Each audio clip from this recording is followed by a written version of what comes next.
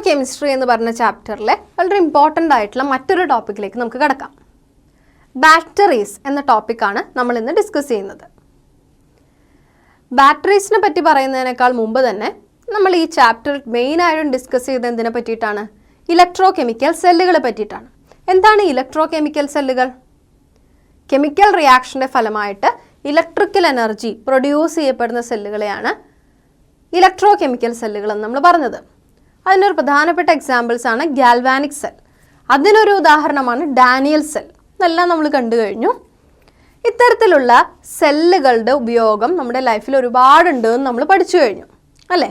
എന്നാൽ നമ്മൾ ഡെയിലി ലൈഫിൽ ഉപയോഗിക്കുന്ന ഡിവൈസുകളിൽ എങ്ങനെയാണ് ഇത്തരത്തിലുള്ള സെല്ലുകൾ നമ്മൾ ഉപയോഗിക്കുക? ഒന്ന് ആലോചിച്ച് നോക്കൂ.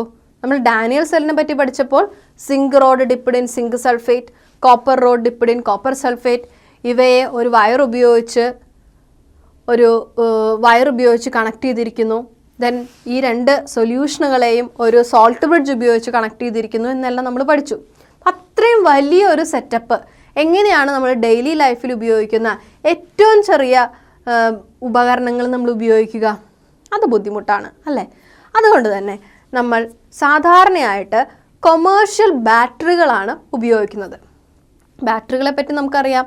നമ്മൾ സാധാരണയായി കാണുന്ന watch, calculator, remote control system, അതുപോലെ വണ്ടികളുടെ ബാറ്ററി, ഇതെല്ലാം നമ്മൾ ഡെയിലി ലൈഫിൽ ഉപയോഗിക്കുന്നവയാണ്. ഇത്തരം ബാറ്ററികളുടെ പ്രവർത്തനത്തെക്കുറിച്ചിട്ടാണ് നമ്മൾ ഇനി പഠിക്കാനായിട്ട് പോകുന്നത്. ഇത്തരം ബാറ്ററികളെ പറ്റി ചിന്തിക്കുമ്പോൾ എന്താണ് ഈ ബാറ്ററികൾ? ബാറ്ററികളെ നമ്മൾ സെല്ല് എന്ന് വിളിക്കും അല്ലേ?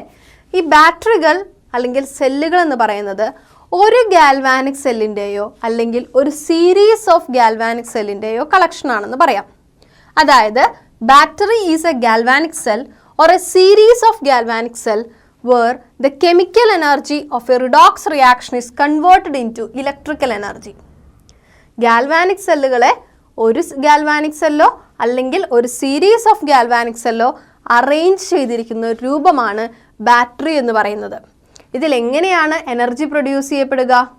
അതിൽ നടക്കുന്ന കെമിക്കൽ റിയാക്ഷൻ, റിഡോക്സ് റിയാക്ഷനായി നടക്കുന്ന കെമിക്കൽ റിയാക്ഷൻ്റെ ഫലമായിട്ടുണ്ടാകുന്നതാണ് അവിടുത്തെ ഇലക്ട്രിക്കൽ എനർജി.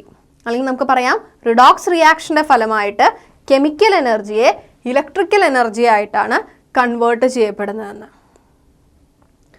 ഇത്തരം ബാറ്ററികൾക്ക് നമ്മൾക്ക് ഒരു സോഴ്സ് ഓഫ് ഡയറക്റ്റ് ഇലക്ട്രിക് കറണ്ടായിട്ട് ഉപയോഗിക്കാനായിട്ട് പറ്റും. ഒരു കോൺസ്റ്റൻറ്റ് വോൾട്ടേജിൽ ഒരു സോഴ്സ് ഓഫ് ഡയറക്റ്റ് ഇലക്ട്രിക് കറണ്ടായിട്ട് നമുക്ക് ഇത്തരം ബാറ്ററികളെ ഉപയോഗിക്കാനായിട്ട് സാധിക്കും. എപ്പോഴും നിങ്ങൾ ഓർക്കേണ്ട ഒരു കാര്യമുണ്ട്, ബാറ്ററി എന്ന് പറഞ്ഞു കഴിഞ്ഞാൽ എന്താണ്? ഒരു ഗാൽവാനിക് സെല്ലാകാം അല്ലെങ്കിൽ ഒരു സീരീസ് ഓഫ് ഗാൽവാനിക് സെല്ലാകാം. ഇവിടെ ഇലക്ട്രിക്കൽ എനർജി പ്രൊഡ്യൂസ് ചെയ്യപ്പെടുന്നത് ഈ സെല്ലിൽ നടക്കുന്ന കെമിക്കൽ റിയാക്ഷൻ്റെ ഫലമായിട്ടാണ്. ഇത്തരത്തിലുള്ള കെമിക്കൽ റിയാക്ഷനുകളെല്ലാം തന്നെ റിഡോക്സ് റിയാക്ഷനുകളായിട്ടാണ് കൺസിഡർ ചെയ്യപ്പെടുന്നത്.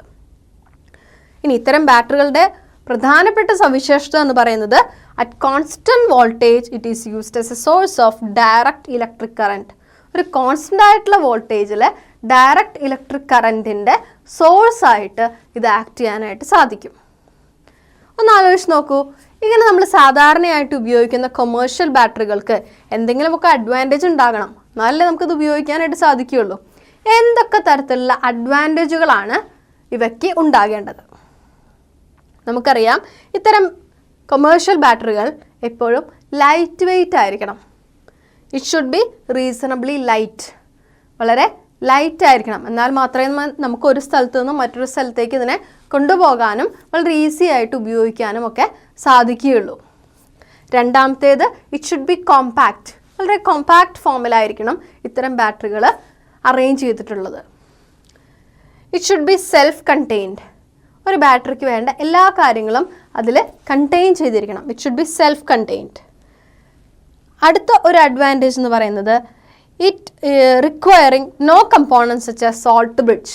നമ്മൾ ഡാനിയൽ സെല്ലിൽ കണ്ട പോലെ ഒരു സോൾട്ട് ബ്രിഡ്ജോ അത്ര വലിയ കാര്യങ്ങളോ ഒന്നും പാടില്ല. അങ്ങനെയൊക്കെ ഉണ്ടെങ്കിൽ നമുക്കതിനെ ഒരു സ്ഥലത്തു നിന്ന് മറ്റൊരു സ്ഥലത്തേക്ക് കൊണ്ടുപോകാനും ഉപയോഗിക്കാനും ഒക്കെ ബുദ്ധിമുട്ടാണ് അല്ലേ? അതുകൊണ്ട് തന്നെ സോൾട്ട് ബ്രിഡ്ജ് പോലെയുള്ള കമ്പോണൻസ് ഒന്നും ഉണ്ടാകാനായിട്ട് പാടില്ല.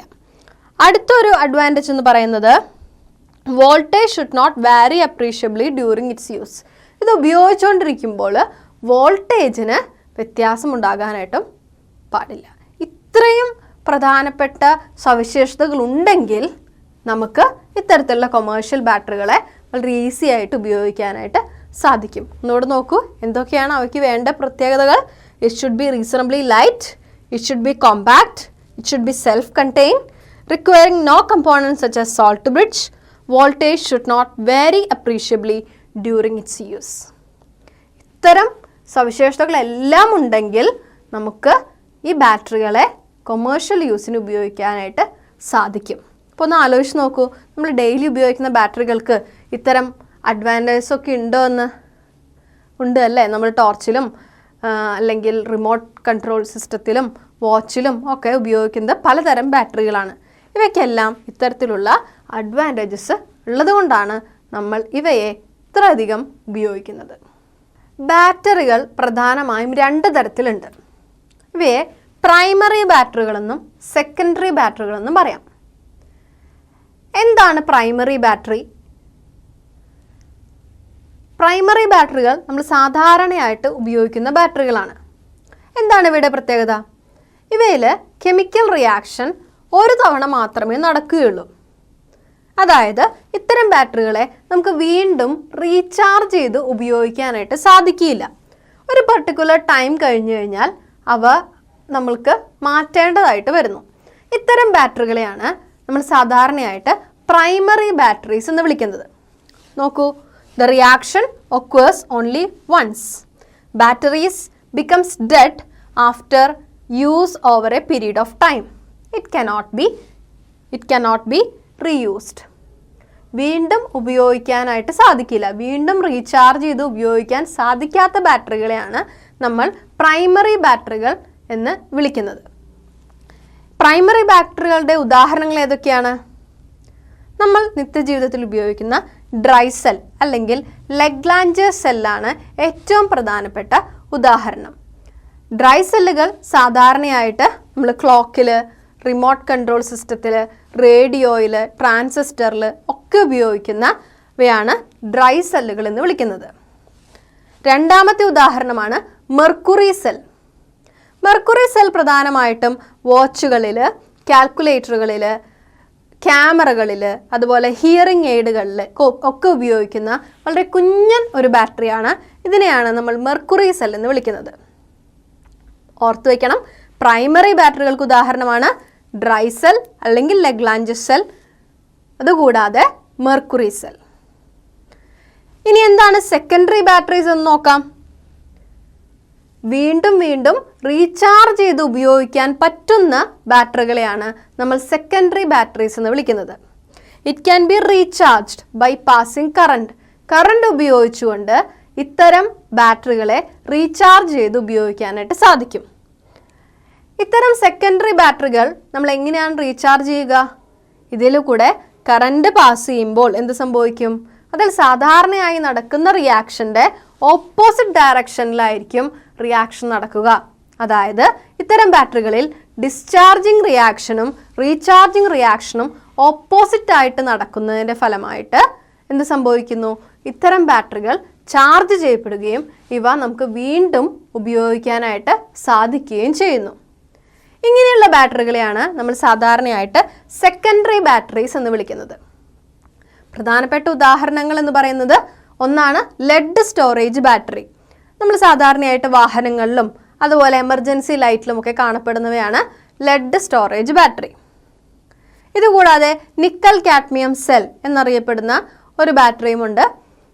ഇത് പ്രധാനമായിട്ടും ഇലക്ട്രോണിക് ടോയ്സുകളിൽ, അതുപോലെ കോർഡ്ലെസ് വയർലെസ് ടെലഫോണുകളിൽ, അതുപോലെ തന്നെ എമർജൻസി ലൈറ്റിങ്ങിൽ ഒക്കെയാണ് ഇത്തരം നിക്കൽ കാഡ്മിയം സെല്ലുകൾ ഉപയോഗിക്കുക.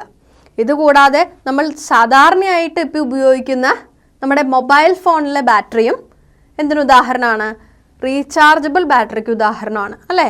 അതും ഒരു സെക്കൻഡറി ബാറ്ററിക്ക് ഉദാഹരണമാണ്. ബാറ്ററികളെ പ്രധാനമായും 2ആയി തരംതിരിക്കുന്നത് നമ്മൾ കണ്ടു കഴിഞ്ഞു.